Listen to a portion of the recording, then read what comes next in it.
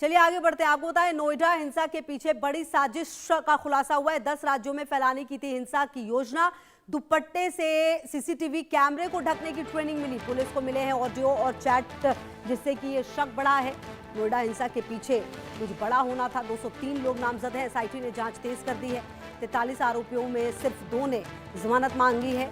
तो नोएडा में हुए श्रमिक आंदोलन के दौरान भड़के हिंसा अब सिर्फ एक स्थानीय घटना नहीं रह गई है, बल्कि इसके पीछे एक बड़े और संगठित नेटवर्क की आशंका सामने आ रही है। जांच एजेंसियों के मुताबिक ये कोई अचानक भड़का विरोध नहीं था, बल्कि सुनियोजित तरीके से कई राज्यों में अशांति फैलाने की तैयारी की गई है।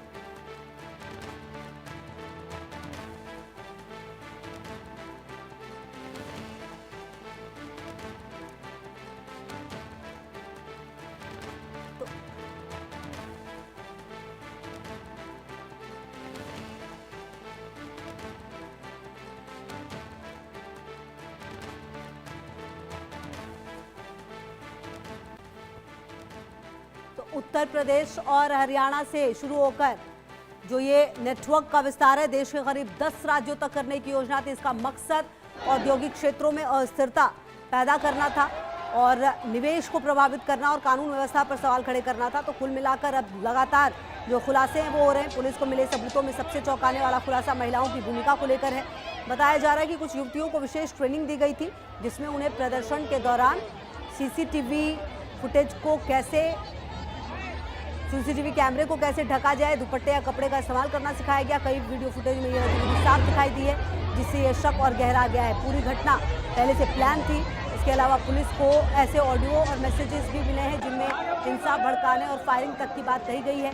जांच में ये भी सामने आया है कि इस नेटवर्क का उद्देश्य सिर्फ विरोध प्रदर्शन नहीं, बल्कि अंतर्राष्ट्रीय स्तर पर उत्तर प्रदेश की छवि को नुकसान पहुंचाना था, ताकि निवेश और आर्थिक गतिविधियों पर असर पड़े। इस मामले को लेकर अब तक कई गिरफ्तारियां हो चुकी हैं और एक विशेष जांच टीम का गठन किया गया। अलग अलग टीमें आरोपियों की तलाश में लगातार दबिश दे रही है।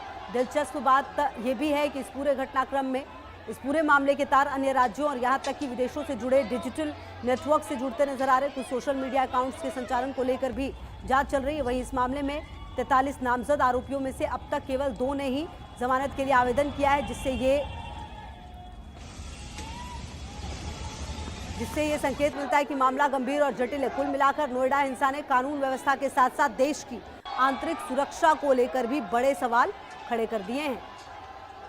तो नोएडा में ये बड़ा खेल जो है वो खेला गया है। हालांकि अब लगातार जो परत दर परत आप कह सकते हैं कि जो सच है वो सामने आ रहा है और महिलाओं को खास ट्रेनिंग दी गई थी, ये जानकारी भी सामने आ रही है। महिलाओं की भूमिका पर भी जो सवाल है वो उठ रहे हैं, क्योंकि ऑडियो और चैट के बाद अब हिंसा की प्लानिंग जो है वो सामने आई है। 203 लोगों पर केस, जबकि अब तक नामजद किए गए हैं। 43 आरोपियों में से सिर्फ 2 ने जमानत मांगी है। अब देखिए धीरे धीरे इस पूरे घटनाक्रम में और भी खुलासे होंगे, और जब खुलासे होंगे तो ये सच सामने आएगा कि आखिरकार किस तरीके से इस पूरे घटनाक्रम को जो प्लानिंग थी वो की गई थी।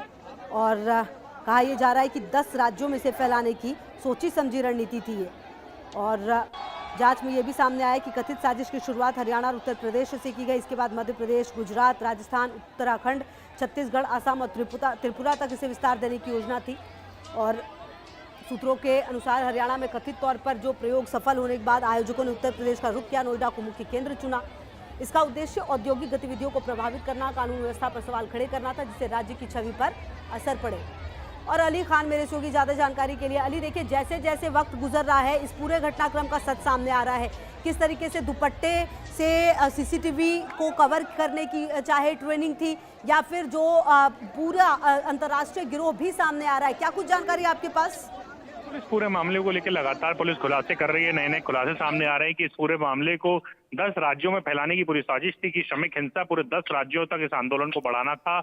तमाम 10 राज्यों में मजदूरों को उकसाना था कि वो हिंसा कर सकें। तमाम ऐसे प्रदर्शन की तैयारियां थी और इसे जो नोएडा सबसे पहले शुरुआत जो की गई थी वो गुड़गांव से, हरियाणा से शुरू कर गई और फिर उत्तर प्रदेश के नोएडा के बाद तमाम अन्य जगहों पर इसे फैलाने की साजिश थी, जिसे नोएडा में कहीं ना कहीं से नाकाम कर दिया गया। नोएडा में कुछ हिंसा भड़की पर उसे समय रहते ही कंट्रोल कर लिया गया, पर तमाम जगहों पर पुलिस ने लगातार छापेमारी कर रही है। यूपी एटीएस लगातार गिरफ्तार कारस्तानियां कर रही है और नए नए खुलासे इसमें निकल के आ रहे हैं कि लोगों को ट्रेनिंग दी गई थी, बताया गया था कि दुपट्टे से आप सीसीटीवी फुटेज को कवर, सीसीटीवी कैमरास को कवर कर दीजिएगा, तोड़ दीजिएगा, जिससे आप लोग फुटेज बना सके। तमाम ऐसी चीजें पहले लोगों को बताई गई थी। अब इस पे एसआईटी का भी गठन किया गया है, तमाम टीमें इस पे काम कर रही हैं और नए नए खुलासे हो रहे हैं। अभी तक इसमें जो मुख्य साजिश करता है अभिनव आनंद, जो उन्हें गिरफ्तार किया गया है और लगातार उनसे पूछताछ जारी है, पुलिस रिमांड लेके उनसे पूछताछ कर रही है। साथ साथ अन्य कई आरोपियों को भी गिरफ्तार किया गया है। जो एक संगठन है मजदूर बिगुल संगठन, उसको भी इसका भी नाम सामने आया है और अल्ट्रा लेफ्ट संगठनों से भी जुड़ाव सामने आया है। तो तमाम अभी भी